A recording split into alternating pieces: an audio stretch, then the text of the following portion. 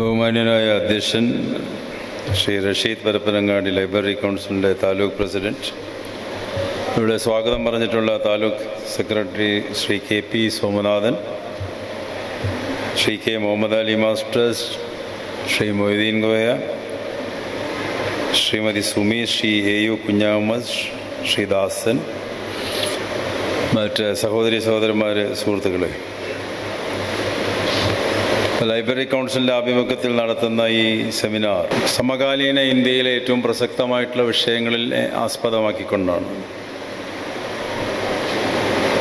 മതേതരത്വം, വർഗീയത എന്ന് നമ്മൾ ആ വിഷയത്തെക്കുറിച്ച് ചർച്ച ചെയ്യുമ്പോൾ അത് ഗഹനമായ വിഷയമാണ്. വളരെയധികം ആഴത്തിൽ പരിശോധിക്കുക മാത്രമല്ല, ഇതിൻ്റെ തുടക്കവും ഇതിൻ്റെ ഇപ്പോഴത്തെ സ്ഥിതിഗതികളുമൊക്കെ നമ്മൾ പരിശോധനയ്ക്ക് വിധേയമാക്കുമ്പോൾ പൗരാണിക കാലം മുതൽക്കുള്ള ഇന്ത്യയെക്കുറിച്ച് നമ്മൾ പരിശോധിക്കേണ്ടി വരും.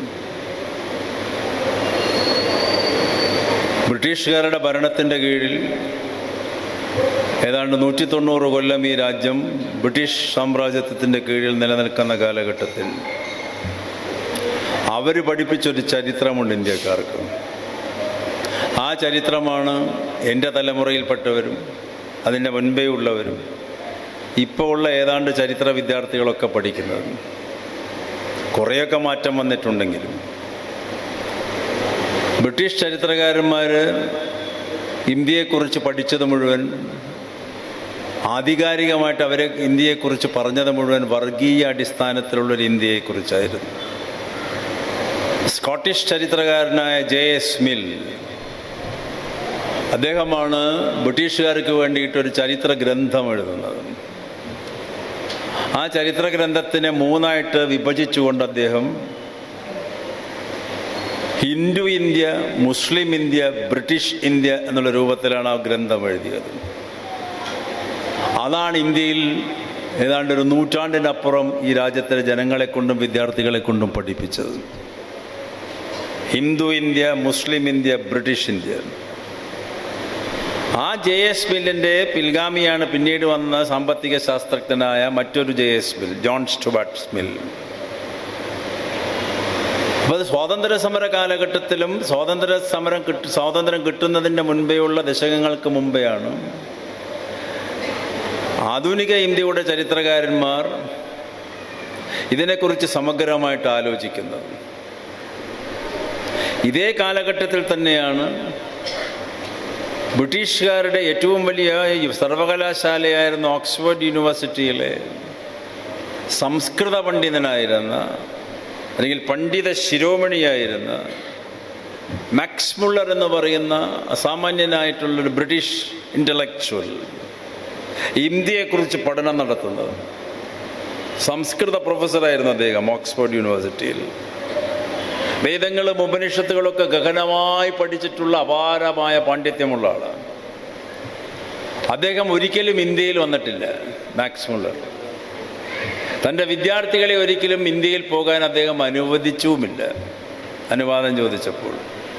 അതിൻ്റെ പ്രധാനപ്പെട്ട കാരണം അവിടെ ഇരുന്നു കൊണ്ട് കാണാത്ത ഇന്ത്യയെക്കുറിച്ച് കേട്ടറിവിലൂടെ അല്ലെങ്കിൽ പുസ്തകങ്ങളിലൂടെയുള്ള വിജ്ഞാന സമ്പാദനത്തിലൂടെ പണ്ഡിതന്മാരിൽ ഒരാളായ മാക്സ് മുള്ളർ ഇന്ത്യയുടെ പൗരാണിക കാര്യങ്ങളെക്കുറിച്ചുള്ള കാര്യങ്ങൾ എഴുതി പറഞ്ഞു. അപ്പം അദ്ദേഹം പറഞ്ഞ് ഫലിപ്പിച്ചിട്ടുള്ള ഒരുപാട് പണ്ഡിതോചിതമായ അഭിപ്രായങ്ങളുണ്ട്. അതൊക്കെ വേദങ്ങളെയും ഉപനിഷത്തുകളെയും ആസ്പദമാക്കിയിട്ട് അവിടെ നിന്നാണ് തുടങ്ങുന്നത് മുഴുവൻ. പക്ഷേ അന്ന് മുതൽ മാക്സ് മുള്ളറും ചാൾസ് വിക്കിൻസൺ എന്ന് പറയുന്ന മറ്റൊരു പണ്ഡിതനും ഒക്കെ ഇന്ത്യയോട് അല്ലെങ്കിൽ ലോകത്തിനോട് ഇന്ത്യയെക്കുറിച്ച് പറഞ്ഞത് മുഴുവൻ ബ്രാഹ്മണ മേധാവിത്വത്തിലുള്ള, സവർണ മേധാവിത്വത്തിലുള്ള ഒരു സാമൂഹിക വ്യവസ്ഥിതിയെക്കുറിച്ചാണ്. ആ സാമൂഹിക വൈദിക സമൂഹത്തിൻ്റെ, ആ ചാതുർവർണ്ണത്തിൻ്റെ ശ്രേണീബദ്ധമായിട്ടുള്ള വ്യവസ്ഥിതികളെക്കുറിച്ചാണ് ഈ പണ്ഡിതന്മാർ അഭിപ്രായപ്പെട്ടത് മുഴുവൻ. അപ്പോൾ വേദങ്ങളും ഉപനിഷത്തുകളുമാണ് പഴയ പൗരാണിക ഇന്ത്യ എന്ന് ചോദിച്ചാൽ അതാണ് ആദ്യം മുന്നിലേക്ക് വരിക. എന്തുകൊണ്ട് നമ്മൾ ഇന്ത്യയിൽ കാമസൂത്രം ഈ രാജ്യത്താണ് എഴുതപ്പെട്ടതെന്ന് പറയപ്പെടുന്നില്ല? അതോ എന്താണ് നമ്മളത് പറയാത്തത് ലോകത്തിനോട്? ലോകപ്രശസ്ത ഗ്രന്ഥമാണ് കാമസൂത്രം. എന്തുകൊണ്ട് ഇന്ത്യ കണ്ടുപിടിച്ച ഗണിതശാസ്ത്രത്തെക്കുറിച്ച് പറയുന്നില്ല? എന്തുകൊണ്ട് ഇന്ത്യയിലുണ്ടായ രസതന്ത്ര വിജ്ഞാനത്തെക്കുറിച്ച് പറയുന്നില്ല? എന്തുകൊണ്ട് ഇന്ത്യയിലെ ആദിവാസി അനുഷ്ഠാനങ്ങളെക്കുറിച്ചും ഗോത്രവർഗ ചിന്തകളെക്കുറിച്ചും ദൈവങ്ങളെക്കുറിച്ചും പറയുന്നില്ല? ഇതൊക്കെ വേദങ്ങളും ഉപനിഷത്തുകളും ഉണ്ടാവുന്നതിന് മുൻപ് ഉണ്ടായത് ഇന്ത്യയിൽ. അപ്പൊ ഇത് കരുതിക്കൂട്ടി ആസൂത്രണം ചെയ്ത് മനഃപൂർവ്വം ആവിഷ്കരിച്ച ഒരു പദ്ധതിയാണ്. ബ്രാഹ്മണ മേധാവിത്വം ഇന്ത്യയിൽ നിലനിൽക്കണം, ചാതുർവർണ്ണത്തിൽ അടിസ്ഥാനപ്പെടുത്തിയിട്ടുള്ളൊരു ഇന്ത്യയാകണം എപ്പോഴും. അന്ന് തുടങ്ങിയിട്ടുള്ള ഈ പദ്ധതി ഇന്നിപ്പോൾ ഈ നിമിഷം വരെ ഇന്ത്യയിൽ നിലനിൽക്കുക. ഇത് തുടച്ചു മായ്ച്ചു കളയാൻ ഒരുപാട് സംവത്സരങ്ങൾ ഇനിയും എടുക്കുമെന്ന് പറഞ്ഞ ആളുടെ പേരാണ് ഡോക്ടർ BR അംബേദ്കർ. ചാതുർവർണ്ണത്തിൻ്റെ ലക്ഷ്യങ്ങളും അതിൻ്റേതായിട്ടുള്ള കോൺസെപ്റ്റുകളും എന്താ? മനുഷ്യൻ ജനിക്കുന്നത് അസമന്മാരായിട്ടാണ്. അപ്പൊ മനുഷ്യൻ ജനിച്ച അസമന്മാരാകുമ്പോൾ ആ അസമത്വം കാലാകാലം ജീവിതത്തിലുടനീളം അസമത്വം നിലനിൽക്കണമെന്ന് നിർബന്ധ ബുദ്ധിയുള്ള പൊളിറ്റിക്കൽ ഐഡിയോളജിയാണ് ബ്രാഹ്മണിസം. ആ അസമത്വത്തിനെ നിലനിർത്തുക എന്നുള്ളതാണ് ഈ സവർണ ചിന്താഗതിയുള്ള വിഭാഗത്തിൻ്റെ മുഴുവൻ ലക്ഷ്യം. ഇപ്പോഴും ഇന്ത്യയിൽ സാമൂഹിക അസമത്വമാണുള്ളത്, സാമ്പത്തിക അസമത്വമാണുള്ളത്. ദളിതർക്കും ആദിവാസികൾക്കും ന്യൂനപക്ഷ വിഭാഗങ്ങൾക്കും യാതൊരു വിധത്തിലുള്ള മാനുഷിക പരിഗണനയും പലയിടത്തും കിട്ടാത്തൊരു രാഷ്ട്രമാണ് ഇന്ത്യ. ഇപ്പോഴും സ്വാതന്ത്ര്യം കിട്ടിയിട്ട് 76 വർഷം കഴിഞ്ഞിട്ടും കേരളത്തിലിരിക്കുമ്പോൾ നമുക്കിത് ഇത്ര അനുഭവപ്പെടില്ല.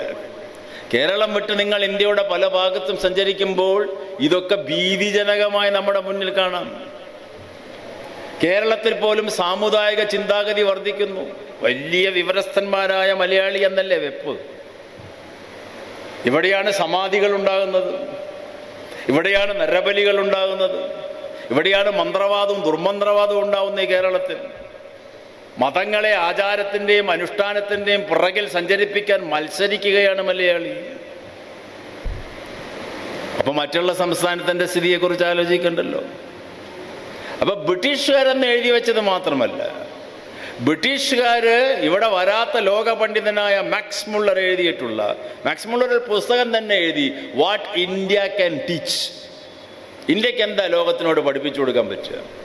എന്നിട്ട് ആ പറഞ്ഞ കാര്യം ഇപ്പം ഞാൻ പറഞ്ഞത്, പഠിപ്പിച്ചു കൊടുക്കുന്നത് ഇതൊക്കെയാണ്. ബ്രാഹ്മണിസം, ഈ സവർണ ജാതി വർണ്ണ വ്യവസ്ഥിതിയിൽ അടിസ്ഥാനപ്പെടുത്തിയിട്ടുള്ള സമൂഹം, ഒഴിവാക്കപ്പെട്ട ജനവിഭാഗത്തെ, പാർശ്വവൽക്കരിക്കപ്പെട്ട ജനവിഭാഗത്തെ എത്രയോ സംവത്സരങ്ങൾക്ക് മുമ്പേ ഈ പറയുന്ന വേദ സമൂഹത്തിൻ്റെ മുൻപേ ഉള്ള ഈ പറയുന്ന സംസ്കാരങ്ങളെ, വൈവിധ്യങ്ങളെ, അല്ലെങ്കിൽ അതിൻ്റെ ബഹുസ്വരതയെ ഒന്നും ഉൾക്കൊള്ളാൻ വയ്യാതെ എക്സ്ക്ലൂഷൻ്റെ ഒരു ദർശനം ഇവിടെ സ്ഥാപിച്ചു. ഒഴിവാക്കുന്ന ദർശനം, എക്സ്ക്ലൂഷൻ.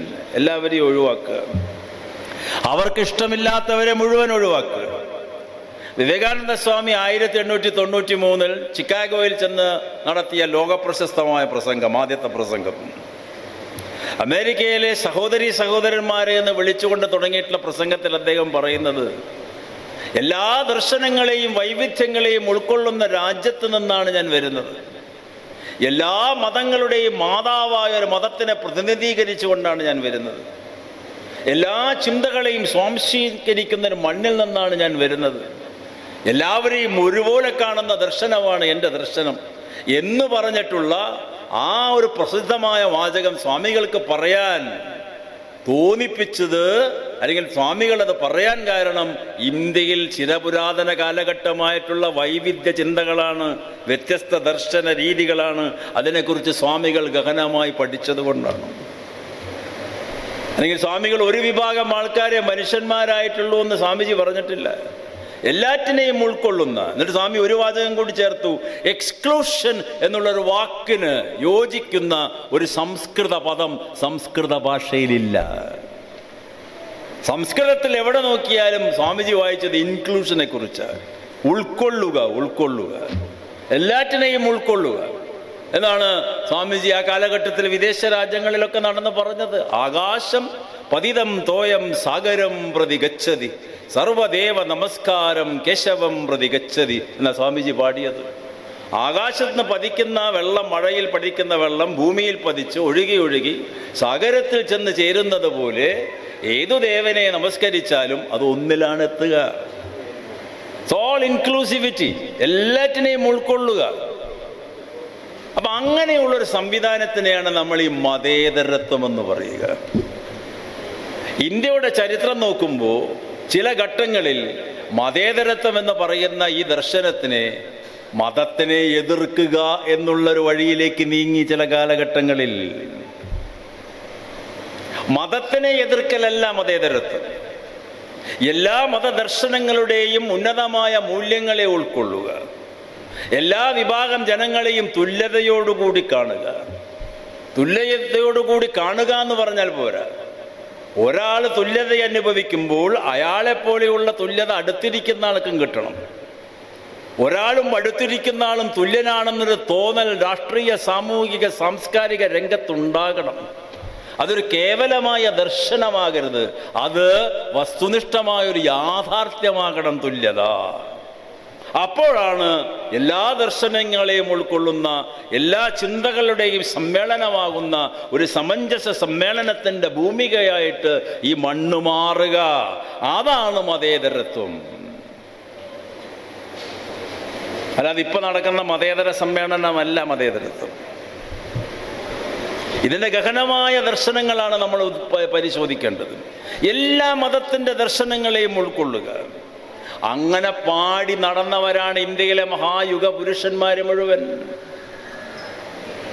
എല്ലാ മതങ്ങളും സ്വീകരിച്ച് അവിടെയൊക്കെ ഒരുപാട് കാലങ്ങൾ ജീവിച്ച് അതിനെയൊക്കെ പഠിച്ച് അതിനെയൊക്കെ അപഗ്രഥിച്ച് ആ മതരീതികൾ പിന്തുടർന്ന് അവസാനം എല്ലാ മതവും ഒന്ന് തന്നെ എന്ന് പറഞ്ഞ ശ്രീരാമകൃഷ്ണ പരമഹംസന്റെ നാടാണിത്. എല്ലാ മതങ്ങളുടെ രുചിയും അദ്ദേഹം അറിഞ്ഞു.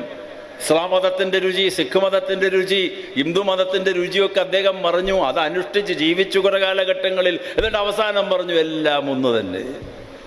ആ യോഗീവര്യനായ പരമഹംസന്റെ പ്രഗത്ഭനായ ശിഷ്യനാണ് സ്വാമി വിവേകാനന്ദൻ.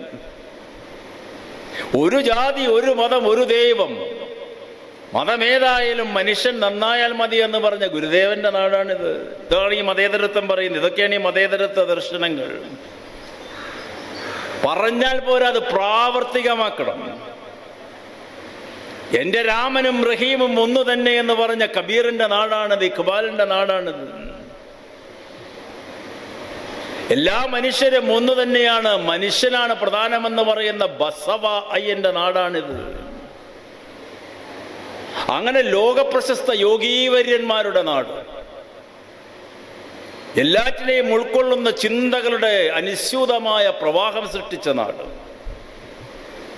ആ നാട്ടിൽ എല്ലാ മതങ്ങളും ചിന്തകളും ഒരുമിച്ച് സമന്വയിപ്പിക്കപ്പെടണമെന്നാണ് ഇവരെല്ലാവരും പറഞ്ഞത്. അതിനെയാണ് അംബേദ്കർ ഏറ്റുപിടിച്ചത്. ഹിന്ദുമതത്തിന്റെ ഉന്നതമായ ദർശനങ്ങളിൽ പറയുന്നുണ്ട് ബ്രഹ്മം എല്ലാ ജീവികളിലുമുണ്ട്. ബ്രഹ്മം വെച്ചാൽ പരമ ചൈതന്യം എല്ലാ ചരാചരങ്ങളിലുമുണ്ട്. അപ്പൊ അംബേദ്കർ ചോദിക്കുന്നൊരു ചോദ്യമുണ്ട്, അങ്ങനെ എല്ലാ ചൈതന്യങ്ങളിലും ബ്രഹ്മമുണ്ടെങ്കിൽ മഹർ ജാതിയിൽ, മന്നാർ ജാതിയിൽ എന്തേ ബ്രഹ്മമില്ലാത്തത്? അംബേദ്കറുടെ ജാതിയാണ് മഹർ ജാതി, ഏറ്റവും നികൃഷ്ടമായിട്ടുള്ള ജാതി. അവരെയൊക്കെ അടിച്ചൊതുക്കുകയാണ്. അപ്പൊ അവരിൽ ബ്രഹ്മമില്ല.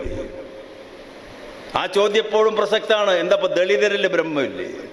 ഇപ്പൊ ഇന്ത്യയിൽ കാണുന്ന ദളിതരെ ചുട്ടിരിക്കലല്ലേ, ആദിവാസികളെ കുടിയൊഴിപ്പിക്കലല്ലേ, ഇന്ത്യയിലെ ന്യൂനപക്ഷങ്ങളെ പാർശ്വവൽക്കരിക്കലല്ലേ? അപ്പൊ അവരിലൊന്നും ഈ ബ്രഹ്മമില്ലേ? ഇതൊക്കെ ഒരു പെർട്ടിനന്റ് ഇമ്പോർട്ടന്റ് ക്വസ്റ്റ്യൻസ് ആണ് ഇപ്പോഴും. ഇതൊക്കെ മാറ്റി നിർത്തപ്പെടുമ്പോൾ പിന്നെ എങ്ങനെയാണ് മതേതരത്വം സാക്ഷാത്കരിക്കപ്പെടുക? നമ്മളൊരു വിഷയത്തിനെ അഭിമുഖീകരിക്കുമ്പോൾ, ഈ സെമിനാറിലെ വിഷയമല്ല പറഞ്ഞ്, ജീവിതത്തിലെ വിഷയത്തിനെ അഭിമുഖീകരിക്കുമ്പോൾ അതിനെ ഗഹനമായിട്ട് പരിശോധിക്കണം. ഇവിടെ മിശ്രവിവാഹം നടന്ന സ്ഥലമാണ് കേരളവും ഇന്ത്യയിലെ പല ഭാഗങ്ങളിലും. ശ്രീനാരായണദേവ ഗുരുദേവൻ ഒരു ജാതി, ഒരു മതം, ഒരു ദൈവം എന്ന് പറഞ്ഞപ്പോൾ ശിഷ്യനായ സഹോദരൻ അയ്യപ്പൻ അപ്പുറത്തിരുന്ന് പറഞ്ഞു, ജാതിയും വേണ്ട, മതവും വേണ്ട, ദൈവവും വേണ്ട. അപ്പോൾ കുഞ്ഞിരാമൻ എന്ന് പറയുന്ന ശിഷ്യൻ പറഞ്ഞു, ഗുരുദേവനോട് പറഞ്ഞു, അയ്യപ്പൻ മാഷ് ഇതൊക്കെ പറഞ്ഞുകൊണ്ട് നടക്കണ്ട കേട്ടോ, അപകടമാവോ. അപ്പോൾ ഗുരുദേവൻ പറഞ്ഞു, അയ്യപ്പൻ പറഞ്ഞതും ശരിയാ. ഗുരു പറഞ്ഞതിനെ കടത്തി പറഞ്ഞു ശിഷ്യൻ. ഗുരു പറഞ്ഞു ഒരു ജാതി, ഒരു മതം, ഒരു ദൈവം. ശിഷ്യൻ പറഞ്ഞത് ജാതിയും വേണ്ട, ദൈവവും വേണ്ട, മതവും വേണ്ട. പക്ഷെ ഗുരു പറഞ്ഞു അതും ശരിയാ. അപ്പൊ അങ്ങനെ വിശാലമായി ചിന്തിച്ചിട്ടുള്ള ലോകമാണ്. അങ്ങനെ പറഞ്ഞ ഗുരുവിൻ്റെ മണ്ണിൽ ഇന്ന് ഓരോ പഞ്ചായത്തിലെ ഓരോ വാർഡിലും 4 അമ്പലവും 4 പള്ളിയാണ്. കേരളം പുരോഗമിക്കുകയാണോ പുറകേട്ടാണോ? ചിന്താപരമായി ആലോചിക്കുക. അതിന് ഈ ഇരിക്കുന്ന ഓരോരുത്തരും ഞാനും ഒക്കെ ഉത്തരവാദികളാണ്. പ്രവാചകന്മാരും ഈശ്വരന്മാരും അമ്പലവും പള്ളി ഉണ്ടാക്കാൻ എവിടെയും പറഞ്ഞിട്ടില്ല. ഒരു ഗ്രന്ഥത്തിലും പറഞ്ഞിട്ടില്ല അമ്പലവും പള്ളി ഉണ്ടാക്കാൻ. നാട് നീളം നടന്നിട്ട് ഇത് അഭിനവ മത പൗരോഹിത്യമുണ്ടാക്കുന്ന ഒരു പ്രക്രിയയാണ്. അത് ആചാര അനുഷ്ഠാനങ്ങളിലുള്ള മതത്തിനെ വളർത്താൻ വേണ്ടിയിട്ട് അവരത് ചെയ്യുന്നത്. നീ ഊണ് കഴിക്കാനിരിക്കുമ്പോൾ ഖദീജ, നീ അടുത്തുള്ള വീട്ടിലെ അയൽക്കാരൻ ഊണ് കഴിച്ചോ എന്ന് അന്വേഷിച്ചിട്ട് മതി ഊണ് കഴിക്കുക എന്നാ പ്രവാചകൻ പറഞ്ഞത്. ആര് ചെയ്യുന്നു ഇവിടെ? ചെയ്യുന്നവരില്ല എന്ന് ഞാൻ പറയുന്നില്ല, പക്ഷെ ബഹുഭൂരിഭാഗവും ചെയ്യുന്നില്ല. നിന്നെപ്പോലെ നിന്റെ അയൽക്കാരനെയും സ്നേഹിക്കുക എന്നാ ക്രിസ്തുദേവൻ പറഞ്ഞത്. അങ്ങനെയാണെങ്കിൽ മണിപ്പൂരിലെ ജനങ്ങളെ ഇന്ത്യക്കാരെ സ്നേഹിക്കുന്നുണ്ടോ എന്ന് ചിന്തിക്കണ്ടേ? ആര് ചിന്തിക്കുന്നു? 1.25 കൊല്ലമായിട്ട് 1000-ൽ പരം പേര് മരിച്ചു വീണോടെ ഭരണകൂടവും അങ്ങോട്ട് തിരിഞ്ഞു നോക്കുന്നില്ല, ജനങ്ങളും തിരിഞ്ഞു നോക്കുന്നില്ല. പിന്നെ എന്താണ് ഈ സഹിഷ്ണുത? എന്താണ് ഈ സാഹോദര്യം? സുതരത്വേന സാഹോദര്യം എന്നുള്ള വാക്ക് അംബേദ്കർ ഭരണഘടനയിൽ എഴുതി വെച്ചു. ഭരണഘടനയുടെ ആമുഖത്തിൽ കാണുന്ന 3 ദർശനങ്ങളാണ് സമത്വം, സാഹോദര്യം, സ്വാതന്ത്ര്യം. Liberty, equality, fraternity. അംബേദ്കർ പറയുന്നുണ്ട്, ഇത് ഫ്രഞ്ച് വിപ്ലവം 18-ാം നൂറ്റാണ്ടിൽ നടന്നപ്പോൾ അതിൽ നിന്ന് കടമെടുത്തതല്ല ഞാൻ ഈ ദർശനം. ഫ്രഞ്ച് വിപ്ലവം ഈ 3 വാചകം പറഞ്ഞിട്ടാണ് വിപ്ലവം നടത്തിയത്. ഫ്രഞ്ച് വിപ്ലവം അംബേദ്കർ വ്യാഖ്യാനിക്കുന്നുണ്ട്. ഈ 3 സിദ്ധാന്തങ്ങളും ഇന്ത്യൻ സ്വാതന്ത്ര്യ സമരത്തിൻ്റെ തീഷ്ണതയിൽ നിന്ന്, ജനകോടികളുടെ അനുഭവത്തിൽ നിന്ന് ഉദിച്ചു വന്നിട്ടുള്ള ആ അനുഭവ സമ്പത്തിൽ നിന്ന് എടുത്തിട്ടുള്ളതാണ് ഈ 3 ദർശനം. അതിനെ ഫ്രഞ്ച് വിപ്ലവവുമായിട്ട് കൂട്ടിക്കലർത്തണ്ട. എന്നാൽ അംബേദ്കർ പറയുന്നുണ്ട്, ഈ 3 പ്രധാനമായ വാക്ക് സാഹോദര്യം എന്നുള്ളതാണ്. സമത്വം, സാഹോദര്യം, സ്വാതന്ത്ര്യം. സ്വാതന്ത്ര്യം കിട്ടിയിട്ട് 76 വർഷം കഴിഞ്ഞു. റിപ്പബ്ലിക്കായിട്ട് 76 വർഷമായി. ഇവിടെ സമത്വവും ഇല്ല, സാഹോദര്യവും ഇല്ല, സ്വാതന്ത്ര്യവും ഇല്ല. എന്ത് ചെയ്യും? പിന്നെ എങ്ങനെയാണ് നമ്മൾ മതേതരത്വത്തിനെ കുറിച്ച് ഗഹനമായിട്ട് പരിശോധിക്കുക? മതേതരത്വത്തിൻ്റെ അടിസ്ഥാന സങ്കല്പം സാഹോദര്യമാണ്. ആ സങ്കല്പമാണ് ഈ രാജ്യത്ത് പുഷ്ടിപ്പെടേണ്ടത്. അംബേദ്കർ കൃത്യമായിട്ട് പറയുന്നുണ്ട്, സാഹോദര്യം എന്നുള്ള വാക്ക് എന്നെ പഠിപ്പിച്ചത് എൻ്റെ ഗുരുനാഥനാണ്. ആരാ ഗുരുനാഥൻ? ബുദ്ധദേവൻ. ബുദ്ധദേവന്റെ ഏറ്റവും പ്രസിദ്ധമായ വാക്കാണ് മൈത്രി. മൈത്രി എന്നുള്ള വാക്കിൻ്റെ തർജ്ജിമയാണ് സാഹോദര്യം. അതുകൊണ്ടാണ് ഞാനിതിൽ ഉൾപ്പെടുത്തുന്നത് ഈ ദർശനത്തിൽ. മനുഷ്യനും സാഹോദര്യത്തോടു കൂടി ജീവിക്കാതെ എങ്ങനെയാ സമൂഹത്തിൻ്റെ പുരോഗമനം ഉണ്ടാവുക? എങ്ങനെയാ സമൂഹത്തിൻ്റെ സർവജനീനമായിട്ടുള്ള സമൃദ്ധി ഉണ്ടാവുക? ഇവിടെ ഇന്നത്തെ ഇന്ത്യയിൽ ഹിന്ദുവും മുസൽമാനും ക്രൈസ്തവരും സിഖുകാരും മറ്റെല്ലാ മതവിഭാഗങ്ങളും സാഹോദര്യമില്ലായ്മയിലൂടെ സഞ്ചരിക്കുന്ന കാലഘട്ടമാണിത്. ഇന്ത്യയുടെ പല ഭാഗങ്ങളെടുത്ത് പരിശോധിക്കുമ്പോൾ അപ്പൊ അങ്ങനെ സാഹോദര്യമില്ലായ്മയുടെ കാലഘട്ടത്തിൽ ഇന്ത്യയെ സഞ്ചരിപ്പിക്കാൻ പ്രേരിപ്പിച്ചത് ആധുനിക ഇന്ത്യയിൽ ബ്രിട്ടീഷുകാർ ആയിരുന്നുവെങ്കിൽ അതിൻ്റെ മുൻപ് തന്നെ ഏർപ്പാട് തുടങ്ങി. ബുദ്ധമതം ഈ ലോകത്തോട് പറഞ്ഞത് എന്താ? 6-ാം നൂറ്റാണ്ട് മുതൽ സാഹോദര്യം, അനുകമ്പ, കരുണ, ദയ, സഹിഷ്ണുത, ക്ഷമ, ത്യാഗം, ഇതൊക്കെയാണ് ബുദ്ധദേവന്റെ സിദ്ധാന്തങ്ങൾ. ലോകം മുഴുവൻ പ്രചാരം സിദ്ധിച്ച മതമായിട്ട് മാറി ബുദ്ധമത ദർശനങ്ങൾ. കാരണം അവിടെ ജാതിയില്ല, മതമില്ല, നിറമില്ല, വർണ്ണമില്ല ബുദ്ധനും. അതുകൊണ്ട് എല്ലാവരും ബുദ്ധമതത്തിൽ ചേർന്നു. അംബേദ്കറും കൂട്ടാളികളും ചേർന്നു അതിൽ. ഹിന്ദു മതത്തിലാണെങ്കിൽ ഇത് മാത്രമേ ഉള്ളൂ, ഈ ജാതിയും മതവും വർണ്ണവും നിറവും വംശവും ഒക്കെ. അപ്പൊ ഇതിന്റെ പൊറുതി മുട്ടിയിട്ടാണ് ഈ ജാതിയും മതവും വർണ്ണവും ഉപയോഗിച്ചുകൊണ്ട് കോടാനുകോടി ജനങ്ങളെ ഈ സവർണ വിഭാഗം ഉപദ്രവിച്ചതിൻ്റെയും ചുട്ടരിച്ചതിൻ്റെയും ഫലമായിട്ടാണ് അവസാന ഘട്ടത്തിൽ അംബേദ്കറിനൊക്കെ അല്ലെങ്കിൽ അദ്ദേഹത്തിൻ്റെ കൂട്ടാളികൾക്കൊക്കെ ബുദ്ധമതത്തിൽ ചേരേണ്ടി വരുന്നത്.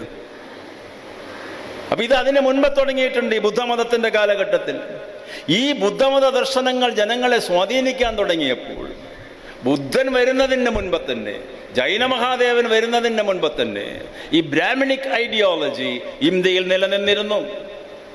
ആ ബ്രാഹ്മണിക് ഐഡിയോളജി ഞാൻ നേരത്തെ സൂചിപ്പിച്ച സവർണ ചാതുർവർണ്ണ വ്യവസ്ഥിതിയുടെ അപ്പോസ്തലന്മാരായിട്ട് ഇന്ത്യൻ ജനങ്ങളെ കണ്ടു. ഈ പറഞ്ഞ രീതിയിൽ വിഭജിച്ചു ഇന്ത്യയിൽ. അതിനെതിരായിട്ടാണ് ബുദ്ധന്റെ ദർശനങ്ങൾ വരുന്നത്. പിന്നീട് ആ ബുദ്ധമത ദർശനങ്ങൾ ഇന്ത്യയിൽ തകർത്തെറിയപ്പെട്ടു. പിന്നീടും ഈ ബ്രാഹ്മണിക് ഐഡിയോളജി ആധിപത്യം ചെലുത്തുന്നുണ്ട്. ചില ഘട്ടങ്ങളിൽ പറയുന്നുണ്ട് ചരിത്രകാരന്മാർ, ലോകപ്രശസ്ത പണ്ഡിത ശിരോമണിയായ ജഗദ്ഗുരു ആദിശങ്കരാചാര്യർ, ആ ശങ്കരാചാര്യരും ശിഷ്യന്മാരും പല മഠങ്ങളെയും അഗ്നിക്കിരയാക്കി, പല ബുദ്ധമത ഭിക്ഷുക്കളെയും അടിച്ചോടിച്ചു എന്നൊക്കെ ചരിത്രരേഖകളിൽ പറയുന്നുണ്ട്. ഇതൊക്കെ രേഖപ്പെടുത്തിയിട്ടുള്ള സംഭവങ്ങളാണ്. അപ്പോൾ അന്ന് വീണ്ടും ബ്രാഹ്മണ മതാധിപത്യം വന്നപ്പോൾ ഇപ്പോഴെന്താ ഇന്ത്യയിലുള്ളത്? ബ്രാഹ്മണിസം എന്ന് പറഞ്ഞ പാവപ്പെട്ട ഈ പൂണൂല് ധരിച്ച പാവപ്പെട്ട ബ്രാഹ്മണന്മാരല്ല. That is a political ideology, it's a social ideology. സാമൂഹിക രാഷ്ട്രീയ പ്രത്യയശാസ്ത്രമാണത്. വർണ്ണാശ്രമ ധർമ്മങ്ങളിൽ കൂട്ടിക്കെട്ടിക്കൊണ്ട് സമൂഹത്തിനെ വിഭജിച്ചു നിർത്തുക ജാതിയുടെയും മതത്തിൻ്റെയും പേരിൽ. ഇന്ന് രാജ്യം ഭരിക്കുന്നത് ആരാ? ഈ ബ്രാഹ്മണ മത സിദ്ധാന്തത്തിൻ്റെ ഉപജ്ഞാതാക്കൾ. സംഘപരിവാർ എന്ന് പറയുന്ന പ്രത്യയശാസ്ത്രം, അതിൻ്റെതായിട്ടുള്ള വക്താക്കൾ. ഇന്ത്യ പണ്ടും അത് ഇപ്പോഴും അത് ഐതിഹ്യങ്ങളിലൂടെ, കെട്ടുകഥകളിലൂടെ, സാങ്കല്പിക കഥകളിലൂടെ മുന്നോട്ടു നീങ്ങുന്നൊരു രാജ്യമാണ്. സൂക്ഷിച്ചു പഠിച്ചാൽ അറിയാം. ലൈബ്രറിയൻസ് ആകുമ്പോൾ, അതിൻ്റെ ഭാരവാഹികളാകുമ്പോൾ ഗ്രഹണമായ പഠനത്തിന് വിധേയമാകുമ്പോൾ ഇതൊക്കെ നമുക്ക് കാണാൻ കഴിയും പുസ്തകത്തിലൂടെ. പുസ്തകം നമ്മളെങ്ങനെ കാത്തിരിക്കുകയാണ്, വരൂ വരൂ വരൂ എന്ന് പറഞ്ഞിട്ട്. പക്ഷെ ജനം അതിൻ്റെ അടുത്തേക്ക് ചെല്ലില്ല. അതിനിപ്പോൾ അതിനെ കുറ്റം പറഞ്ഞിട്ട് കയറില്ലല്ലോ. പുസ്തകത്തിനോട് സുഹൃത്താവാൻ വേണ്ടിയിട്ട് പുസ്തകത്തിനോട് ചോദിക്കേണ്ട കാര്യമില്ല. എനിക്കിപ്പോൾ സോമനോട് സുഹൃത്താണെങ്കിൽ സോമൻ്റെ സമ്മതം വേണം. പുസ്തകങ്ങൾ വരൂ എന്നെ സുഹൃത്താക്കുമെന്നാണ് പറഞ്ഞു. പക്ഷെ ആരപ്പം അതിൻ്റെ അടുത്തേക്ക് ചെല്ലുന്നവർ വളരെ വിരളമാണ് ഇന്ത്യയിൽ. ഭൂരിഭാഗം ആൾക്കാരും പുസ്തകത്തിന് മാറി നിൽക്കുക. എന്നാൽ ഇപ്പോഴും വായന കൂടുന്നുണ്ട്. ഗഹനമായ വായനയും കുറേശ്ശെ വർദ്ധിക്കുന്നുണ്ട്. ഗഹനമായ വായനയിലൂടെ നമ്മൾ കടന്നു പോകുമ്പോഴാണ് രാഷ്ട്രത്തിൻ്റെ വൈവിധ്യം, ചിരപുരാതനമായ സംസ്കാരം, അതിൻ്റെ പൈതൃകം നമുക്ക് മനസ്സിലാക്കാൻ സാധിക്കുക.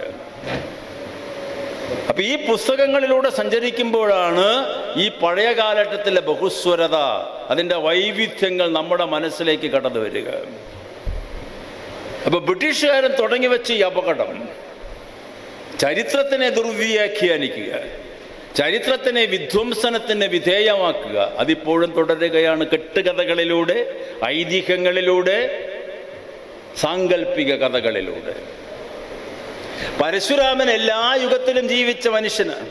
അവതാരമാണ് പരശുരാമൻ, അല്ലേ? കേട്ടിട്ടില്ലേ പരശുരാമ കഥകൾ? എല്ലാ 4 യുഗത്തിലും ഉണ്ട് പരശുരാമൻ. ചിരഞ്ജീവി, ഒരുപാട് ചിരഞ്ജീവികളുണ്ട്. അതിൽ ഏറ്റവും പ്രധാനപ്പെട്ട ആളാണ് പരശുരാമൻ. പരശുരാമൻ ഈ സംഘപരിവാറിൻ്റെ ഒരു ഹിസ്റ്ററി ഓഫ് കൊങ്കണസ്ഥ ബ്രാഹ്മിൻസ് എന്നൊരു രേഖയുണ്ട് കൊങ്കൺ തീരത്ത്. അത് വായിച്ചാൽ അറിയാം.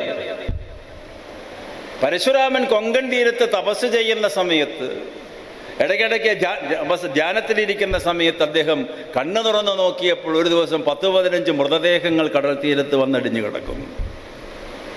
ആ മൃതദേഹങ്ങളെ അദ്ദേഹം എടുത്ത് ചിതയിലിട്ട് സംസ്കരിച്ച് അതിനെ ശുദ്ധീകരിച്ചു.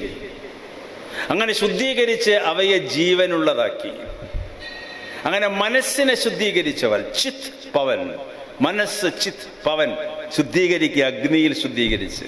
ആ ചിത്പവൻ ആണ് ശുദ്ധീകരിപ്പെട്ട് ജീവിപ്പിച്ചവരെ ചിത്പവൻ ബ്രാഹ്മണന്മാരെന്ന് വിളിച്ചു. ചിത്പവൻ ബ്രാഹ്മണന്മാർ സാധാരണ ബ്രാഹ്മണന്മാരെക്കാൾ ശ്രേഷ്ഠതയുള്ള ബ്രാഹ്മണന്മാർ.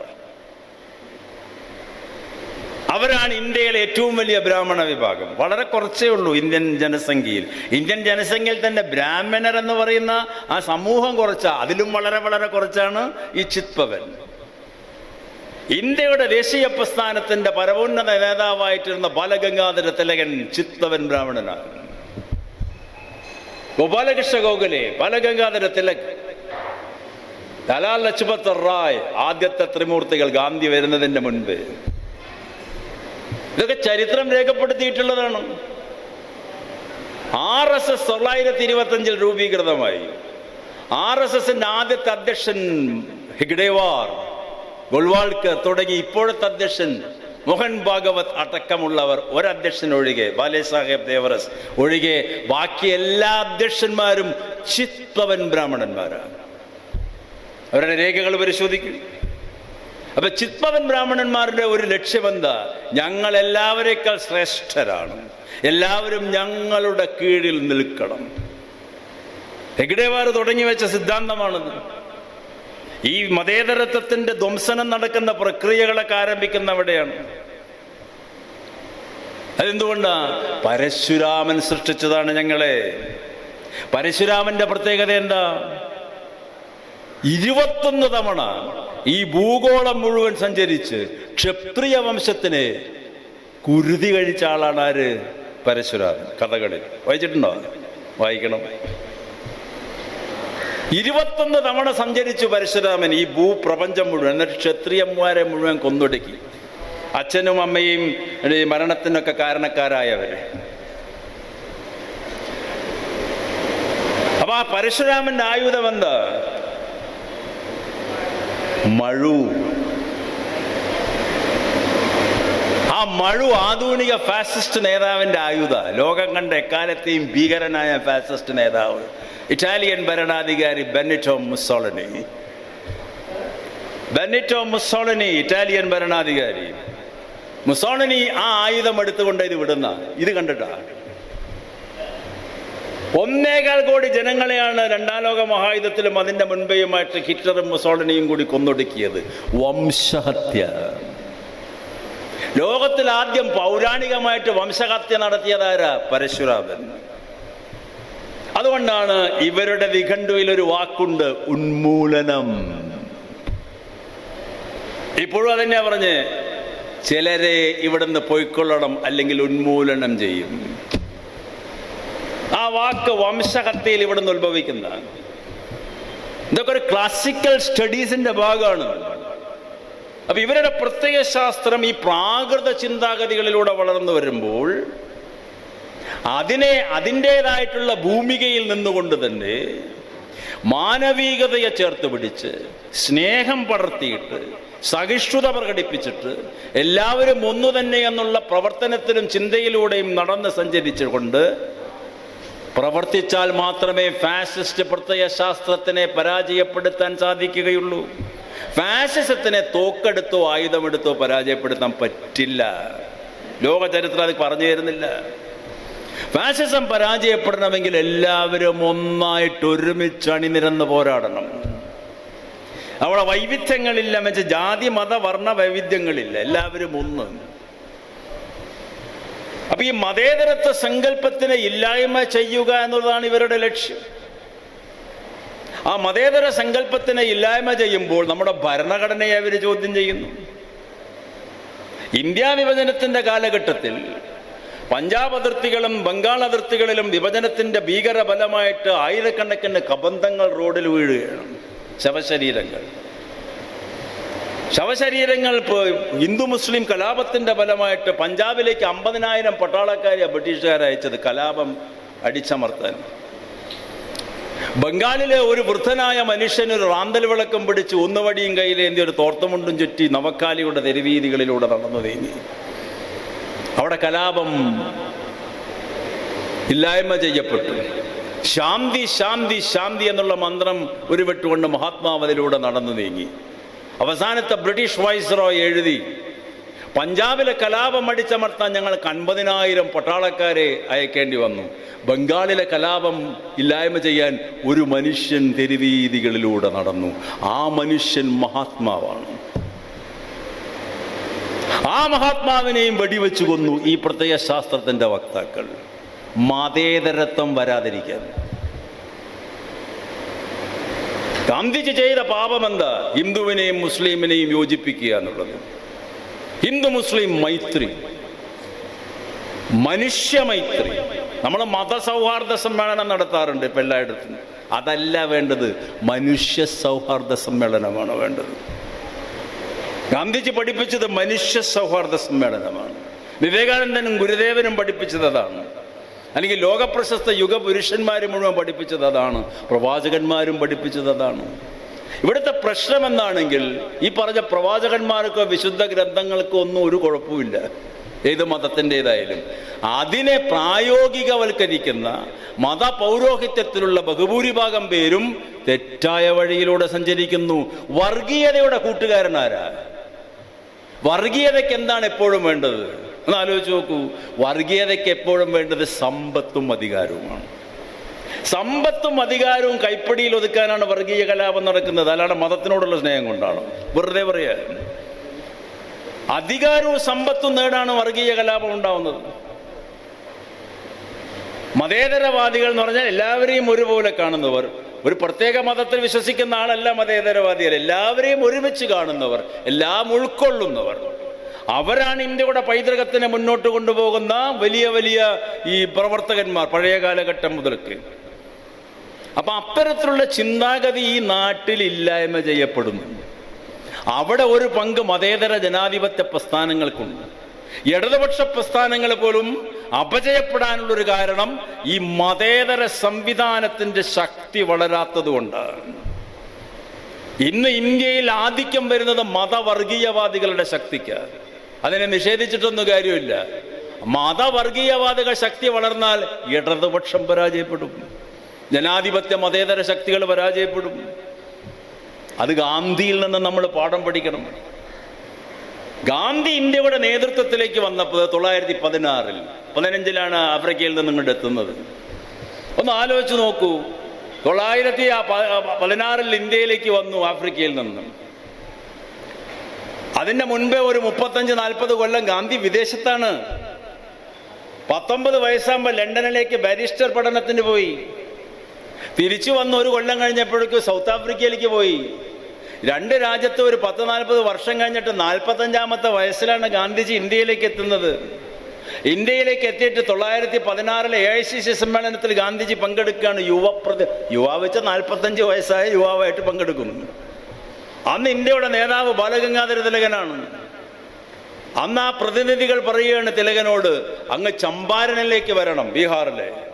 ആ ചമ്പാരനിൽ ഭീകരമായ കാർഷിക പ്രക്ഷോഭം നടക്കുകയാണ്. ബ്രിട്ടീഷ് സാമ്രാജ്യത്വം ചൂഷണം ചെയ്യാണ് കർഷകരെ. നീലം കൃഷിക്കാർ അവരെ മൃഗീയ പീഡനത്തിന് വിധേയമാക്കുന്നു. അവർ അങ്ങ് വന്ന് രക്ഷിക്കണവരെ.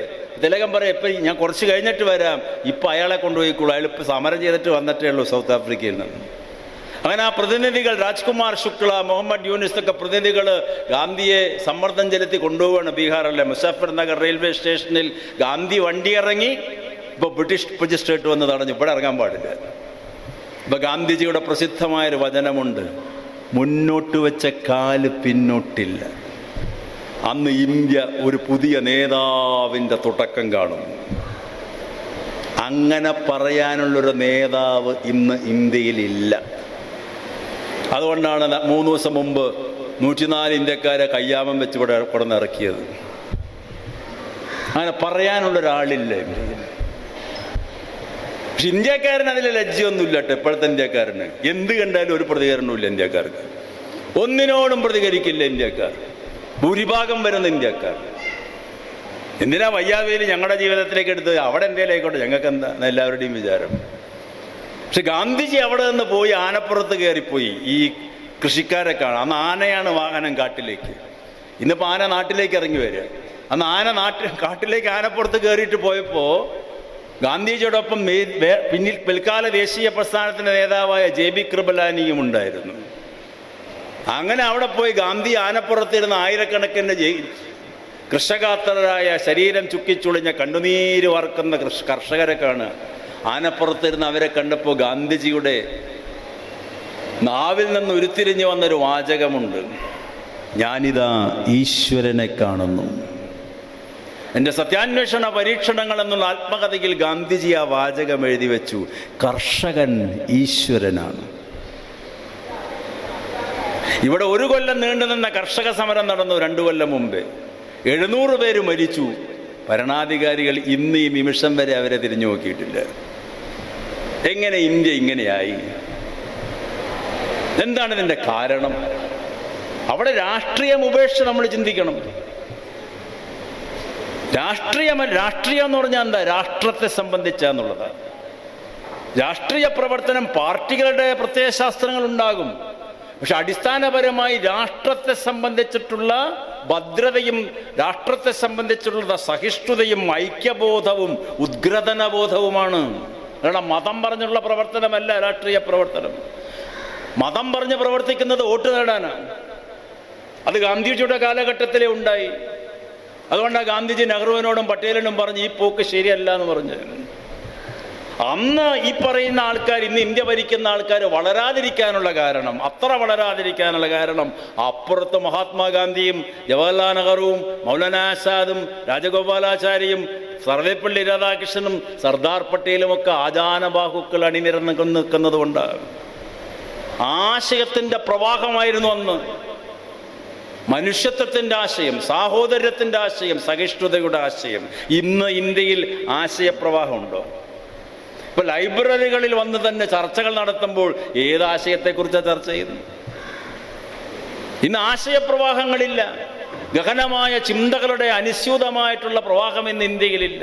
അവിടെ ഉപരിപ്ലവമായ ആശയങ്ങളുടെ പ്രചരണമാണ്. അവിടെയാണ് നിങ്ങളുടെ ഉത്തരവാദിത്വം. ആശയങ്ങൾ പ്രചരിപ്പിക്കണം വില്ലേജുകളിൽ, സമൂഹത്തിൽ. മാനവികതയെക്കുറിച്ചുള്ള ആശയങ്ങൾ, മനുഷ്യത്വത്തെക്കുറിച്ചുള്ള ആശയങ്ങൾ. അപ്പോഴാണ് ഈ മതസഹിഷ്ണുത, മതേതരത്വം ഉണ്ടാവുക. ഇന്ത്യ വിഭജനം നടക്കുന്ന സമയത്ത് പാകിസ്ഥാൻ മതത്തിൻ്റെ പേരിൽ മതരാഷ്ട്രമായി എങ്കിൽ ഇന്ത്യയിൽ അപ്പോൾ കോൺസ്റ്റിറ്റ്യൂവന്റ് അസംബ്ലിയിൽ ഭരണഘടനയെക്കുറിച്ചുള്ള ചർച്ച നടക്കുകയായിരുന്നു.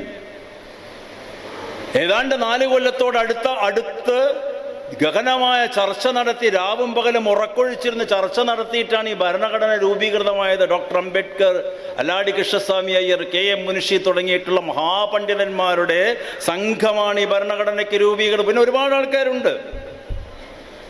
അങ്ങനെ 1949 നവംബർ മാസത്തിൽ അംബേദ്കർ ഭരണഘടന അവതരിപ്പിക്കുന്നു കോൺസ്റ്റിറ്റ്യൂവന്റ് അസംബ്ലിയിൽ. ആ ഭരണഘടന അവതരിപ്പിച്ചുകൊണ്ട് അംബേദ്കർ ഇന്ത്യയുടെ സമത്വത്തെക്കുറിച്ച്, സാമൂഹിക, സാമ്പത്തിക, രാഷ്ട്രീയ സമത്വത്തെക്കുറിച്ച് പറയുന്നു. നേരത്തെ പറഞ്ഞ സ്വാതന്ത്ര്യം, സമത്വം, സാഹോദര്യം എന്നുള്ളതിനെ കുറിച്ച് പറയുന്നു. എന്നാൽ അവസാനം ജവഹർലാൽ നെഹ്റുവിനോട് പറഞ്ഞു, അവിടെ ഇരിക്കുന്നുണ്ട് ജവഹർലാൽ നെഹ്റു, സർദാർ പട്ടേലുണ്ട്, മൗലാന ആസാദുണ്ട്, രാജഗോപാലാചാരിയുണ്ട്, ബ്രിട്ടീഷ് വൈസ്രോയ് മൗണ്ട് ബാറ്റനൊക്കെ ഇരിക്കുമ്പോഴാണ് അംബേദ്കറുടെ സുപ്രസിദ്ധമായ പ്രസംഗം. അവസാനത്തെ വാചകം എന്താ? പ്രിയപ്പെട്ട ജവഹർലാൽ, ഇന്ത്യക്ക് സ്വാതന്ത്ര്യം കിട്ടിയെന്നുള്ളത് ശരിയാ. ഇത് 49 നടക്കുന്നിട്ടാ. റിപ്പബ്ലിക് ആവുന്ന 50-ലാണല്ലോ. ഇന്ത്യക്ക് സ്വാതന്ത്ര്യം കിട്ടി എന്നുള്ളത് ശരിയാണ്. പക്ഷെ ഇന്ത്യക്ക് പരിപൂർണ സ്വാതന്ത്ര്യത്തിൻ്റെ അർത്ഥപൂർണത കൈവരണമെങ്കിൽ ഇന്ത്യക്ക് സാമൂഹിക സമത്വവും വേണം, സാമ്പത്തിക സമത്വവും വേണം. അതില്ലാത്തൊരു രാഷ്ട്രത്തിൽ രാഷ്ട്രീയ സ്വാതന്ത്ര്യത്തിന് അർത്ഥമില്ല. ഇപ്പോഴും അവിടെ തന്നെയാണ് നിൽക്കുന്നത്. അംബേദ്കർ പറഞ്ഞു കൊടുത്ത് നിൽക്കുന്നത്. ആ രാഷ്ട്രീയ സ്വാതന്ത്ര്യത്തിന് അർത്ഥപൂർണത ഉണ്ടാവണമെങ്കിൽ ഇവിടെ ആദിവാസികളും ദളിതന്മാരും ന്യൂനപക്ഷങ്ങളെയും ഒഴിച്ചു നിർത്തില്ല, കുടിയൊഴിപ്പിക്കില്ല, ചുട്ടരിക്കില്ല. മാംസം കഴിച്ചാൽ കുഴപ്പം, പശുവിനെ തൊട്ടാൽ കുഴപ്പം, പശുവിൻ്റെ മൂത്രം കുടിച്ചിട്ടില്ലെങ്കിൽ കുഴപ്പം, കുടിച്ചാലും കുഴപ്പം. എന്തൊരു രാജ്യമാണിത്? അതല്ലേ രാജ്യത്തെ പല ദിക്കുകളിലും കാണുന്നത്. ഓരോ രാജ്യത്തിലെ ഓരോ ജനങ്ങൾക്കും അവനവൻ്റെ വിശ്വാസത്തിൽ വിശ്വസിക്കാനുള്ള സ്വാതന്ത്ര്യമുണ്ട്. ആരും ഒരു വിശ്വാസത്തിനെയും ചോദ്യം ചെയ്യണ്ട. അവനവൻ്റെ വിശ്വാസത്തിൽ അർപ്പിതമായിട്ടുള്ള പ്രവർത്തികൾ ചെയ്യാൻ, മറ്റുള്ളവരെ ദ്രോഹിക്കാതെ, ആ മറ്റുള്ളവരെ ഉപദ്രവിക്കാതെ ജോലി ചെയ്യുന്നൊരു പ്രക്രിയയാണ് മതേതരത്വം എന്ന് പറയുന്നത്. മറ്റുള്ളവരോട് സഹവർത്തിത്വം, എല്ലാവരുടെ വിശ്വാസത്തിനെയും ബഹുമാനിക്കുന്നൊരു പ്രക്രിയയാണ് മതേതരത്വം. ആരുടെ വിശ്വാസത്തിനെയും ചോദ്യം ചെയ്യാൻ പോണ്ട. പക്ഷെ ഒരു വിശ്വാസവും മറ്റൊരു വിശ്വാസത്തിൻ്റെ പേരിൽ അടിച്ചേൽപ്പിക്കാൻ പാടില്ല എന്ന് അംബേദ്കർ പറഞ്ഞു, നെഹ്റുവും പറഞ്ഞു. അപ്പം ആ അടിച്ചേൽപ്പിക്കുന്ന പ്രക്രിയയാണ് മതേതരത്വത്തിനെ ഇല്ലായ്മ ചെയ്യുന്നത്. ഞാൻ പറയുന്നത് മാത്രം ശരി, ബാക്കിയുള്ളതൊക്കെ തെറ്റെന്ന് പറഞ്ഞാൽ അത് ഫാസിസമാണ്. അവിടെ നിന്നാണ് വർഗീയത ഉടലെടുക്കുക. അത് ഗാന്ധിജി അതിനെതിരായിരുന്നു, ഈ പറഞ്ഞ നേതാക്കന്മാർ മുഴുവൻ എതിരായിരുന്നു, നമ്മുടെ ഉത്കൃഷ്ടമായ ഗ്രന്ഥങ്ങൾ മുഴുവൻ അതിനെതിരായിരുന്നു. രാമായണമായാലും മഹാഭാരതമായാലും എല്ലാം ബഹുസ്വരതയാണ് ഈ ഗ്രന്ഥങ്ങൾ പറഞ്ഞത്, ഐക്യമാണ് ഈ ഗ്രന്ഥങ്ങൾ പറഞ്ഞത്, സഹിഷ്ണുതയാണ് ഗ്രന്ഥങ്ങൾ പറഞ്ഞത്. പ്രകൃതിയിലെ എല്ലാ ചരാചരങ്ങളും രാമൻ്റെ കൂട്ടുകാരാണ്. അണ്ണാരക്കണ്ണൻ, പക്ഷികൾ, കുരങ്ങന്മാർ, രാക്ഷസന്മാർ, അങ്ങനെ എല്ലാവരും രാമൻ്റെ കൂട്ടുകാരാണ്. രാമൻ എല്ലാവരെയും ചേർത്ത് പിടിച്ചതാണ്. വാത്മീകിയുടെ രാമൻ പല പ്രാവശ്യവും രാമായണത്തിൽ പറയുന്നുണ്ട്, മമ ആത്മാനം മനുഷ്യ, ഞാൻ മനുഷ്യനാണ്, ഞാൻ മനുഷ്യനാണ് എന്ന്. വാത്മീകി രാമായണം തുടങ്ങിപ്പിക്കുന്ന അങ്ങനെയാ, ഞാനിതാ ഒരു മനുഷ്യനെ കുറിച്ച് കഥ പറയുന്നു, ആ മനുഷ്യന്റെ പേരാണ് രാമചന്ദ്രൻ. വാത്മീകി രാമായണത്തിൽ രാമനെ ദൈവമായിട്ട് ചിത്രീകരിച്ചിട്ടില്ല. ഞാനീ പറയാൻ കാരണം പുരാണങ്ങൾ പോലും ദുർവ്യാഖ്യാനിക്കപ്പെടുന്നു.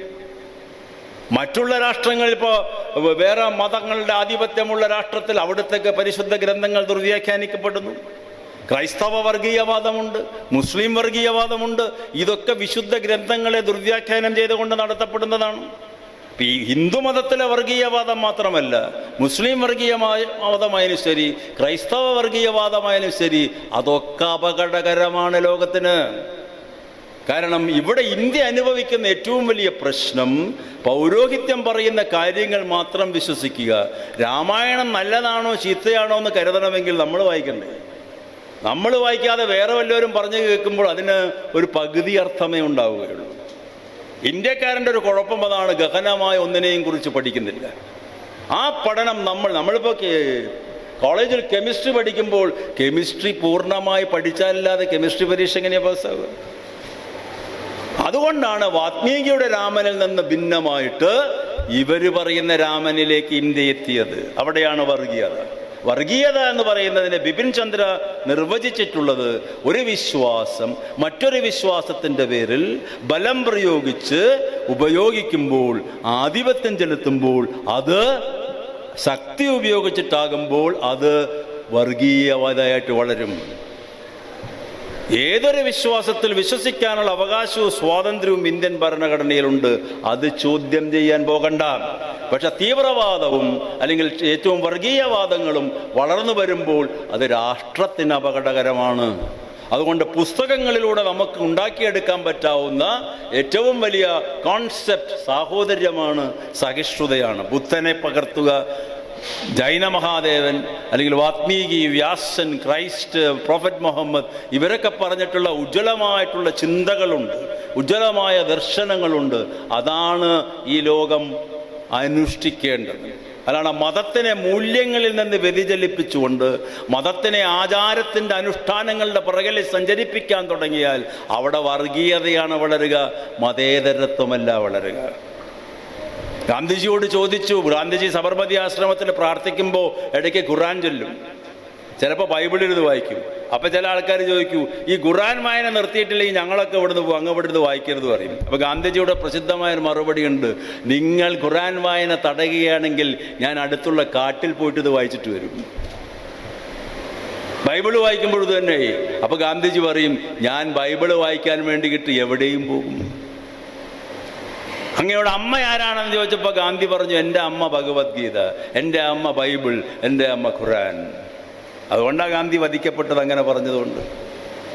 ഒരു പാതിരി ചോദിച്ചു ഗാന്ധിജിയോട്, അങ്ങ് ഇങ്ങനെയൊക്കെ പറയുമ്പോൾ അങ്ങക്ക് ക്രിസ്തു മതത്തിൽ ചേർന്നൂടെ? ക്രൈസ്റ്റിൻ്റെ സിദ്ധാന്തങ്ങളാണല്ലോ പറയുന്നത്. അപ്പോൾ ഗാന്ധിജിയുടെ മറുപടി, ഞാൻ അല്ലെങ്കിലേ ക്രിസ്തുവാ, പിന്നെ ഇതിനപ്പോൾ ആ മതത്തിൽ ചേരേണ്ട കാര്യം?